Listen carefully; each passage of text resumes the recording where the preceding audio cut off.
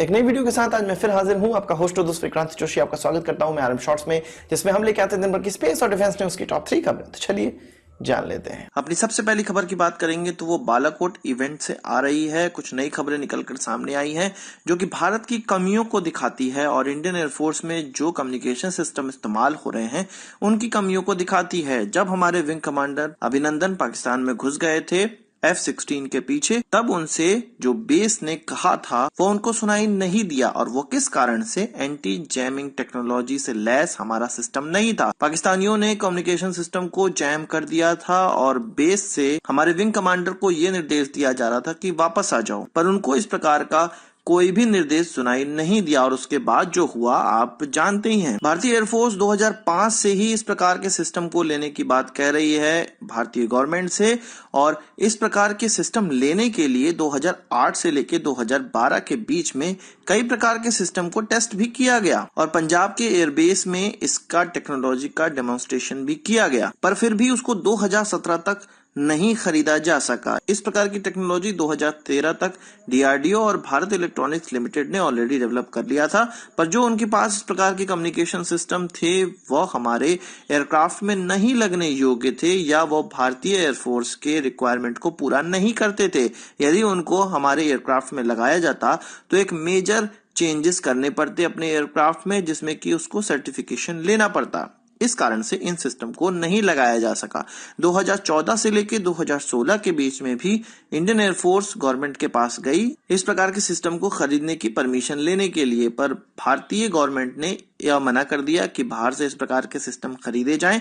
पर अंत में गवर्नमेंट ने 2017 में यह घोषणा करी, यह परमिशन दी कि इस प्रकार के सिस्टम ले लिए जाएंगे और अब इस प्रकार के कम्युनिकेशन सिस्टम जो कि जैमिंग वाले एटमॉस्फेयर में भी काम कर सकें वो अब जल्द से जल्द भारतीय एयरफोर्स के हर एक एयरक्राफ्ट में लगेंगे। तो इतना समय लग गया, लगभग 12 सालों का बहुमूल्य समय लग गया जब इन इक्विपमेंट्स को खरीदना था।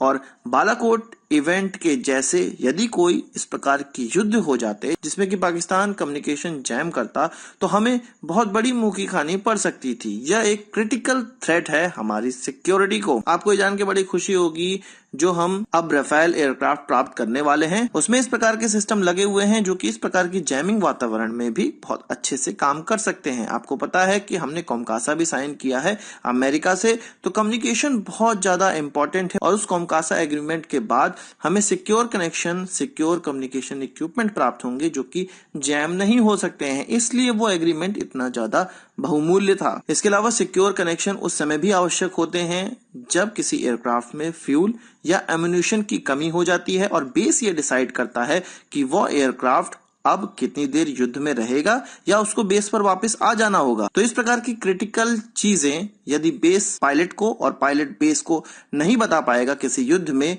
तो वह युद्ध बिल्कुल वह एयरफोर्स हार सकती है। वो तो बोलिए हमारे विंग कमांडर की यह काबिलियत थी कि उन्होंने उस एयरक्राफ्ट को मार गिराया, पर एवज में उन्हें अपना एयरक्राफ्ट भी गंवाना पड़ा। बात करते हैं HAL की। HAL अब इंडियन एयरफोर्स के सामने Su-30 MKI जेट जिसके की 4 स्क्वाड्रन वो चाहता है कि वो इंडियन एयरफोर्स को बेचे, उसको सामने पिच किया है। पर उनका यह मानना है कि इस प्रकार के 4 स्क्वाड्रन यानी कि उनकी जो संख्या हो जाती है वो 72 की हो जाती है। और आप जानते हैं कि इंडियन एयरफोर्स ने ऑलरेडी 272 Su-30 MKI का ऑर्डर दिया हुआ है जो कि लगभग अब कंप्लीट होने वाला है। HAL चाहता है कि 72 और इंक्लूड कर ले इंडियन एयरफोर्स, पर इंडियन एयरफोर्स अभी किसी भी प्रकार से नए Su-30 MKI को इंडक्ट करने के मूड में नहीं है, ना ही उसका कोई कॉन्ट्रैक्ट HAL को देने के मूड में है। पर HAL उन ऑर्डर्स के लिए एटलीस्ट होपफुल है जो कि 10 की संख्या में हो सकता है उनको प्राप्त हो, और ये 10 की संख्या इसलिए ताकि वो अपने जो प्रोडक्शन लाइन है उसको चालू रख सके।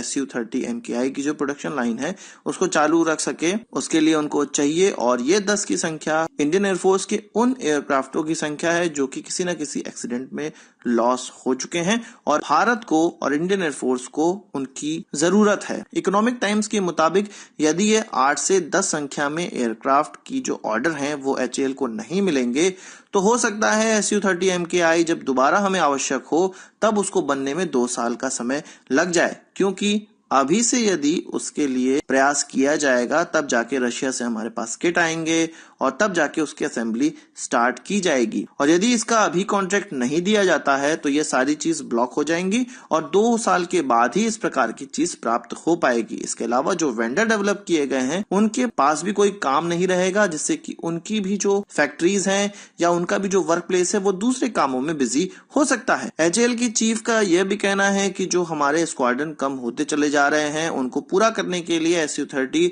एक महत्वपूर्ण कदम साबित हो सकता है, क्योंकि किसी भी एयरक्राफ्ट का चुनाव करने के बाद उसको आने में मिनिमम 3 सालों का समय लग जाता है, उसके बाद ही कोई एयरक्राफ्ट आता है। पर यदि SU-30 MKI का ऑर्डर दिया जाता है वो तुरंत ही भारत को प्राप्त हो जाता है, क्योंकि अब एचएएल इसको 12 की संख्या में 1 साल में तैयार कर पा रही है। एचएएल ने यह भी कहा कि अलग अलग प्राइस रेट में इसका प्रस्तुतिकरण किया गया है। 2 स्क्वाड्रन, 3 स्क्वाड्रन और 4 स्क्वाड्रन के रूप में इसका प्रस्तुतिकरण किया गया है, यानी कि जितना ज्यादा ऑर्डर एचएएल को मिलेगा उतने ही सस्ते एयरक्राफ्ट इंडियन एयरफोर्स को प्राप्त हो पाएंगे। तो क्या कहना है SU-30 MKI के बारे में कमेंट बॉक्स में आप जरूर बताइएगा। अब बात करते हैं चंद्रयान 2 की। लगभग 23 दिनों तक पृथ्वी के चारों ओर घूमने के बाद अब यह मून की ओर बढ़ चला है। 20 अगस्त को यह कहा जा रहा है कि यह मून के ऑर्बिट में दाखिल हो जाएगा और उसके चारों ओर घूमने लगेगा। इसकी फाइनल ऑर्बिट रेजिंग आज 2:21 भोर में की गई, जिसमें कि स्पेसक्राफ्ट में लगे लिक्विड इंजन को लगभग 1203 सेकंड के लिए चालू रखा गया, जिसके बाद यह मून की तरफ मुड़ गया और अब उसके चारों ओर यह घूमने लगेगा। जैसा कि मैंने आपको बताया, इसरो का जो अनुमान है 20 अगस्त तक यह मून के ऑर्बिट में पहुंच जाएगा। इसके बाद इसकी ऑर्बिट कम की जाएगी, यानी कि फिर इसके बाद यह मैनूवर परफॉर्म करेगा और कई ऑर्बिट करने के बाद यह फाइनली 7 सितंबर को अनुमान लगाया जा रहा है कि चांद की सतह पे उतरने का प्रयास करेगा। जो हमारा रोवर प्रज्ञान है उसको 14 दिन के लिए डिजाइन किया गया है और इससे ज्यादा ये जितने भी दिन काम करे वो इसरो और भारत के लिए बोनस ही होगा। और इसके ऑर्बिटर को लगभग 1 से 2 सालों के लिए डिजाइन किया गया है। आज की इस वीडियो के लिए बस इतना ही। आशा करता हूं आपको वीडियो पसंद आया होगा। आप इसको एक बड़ा थम्स अप जरूर देंगे। इस वीडियो संबंधी कोई सवाल या सुझाव हो कमेंट बॉक्स में जरूर लाइएगा। नमस्कार, थैंक यू, जय हिंद।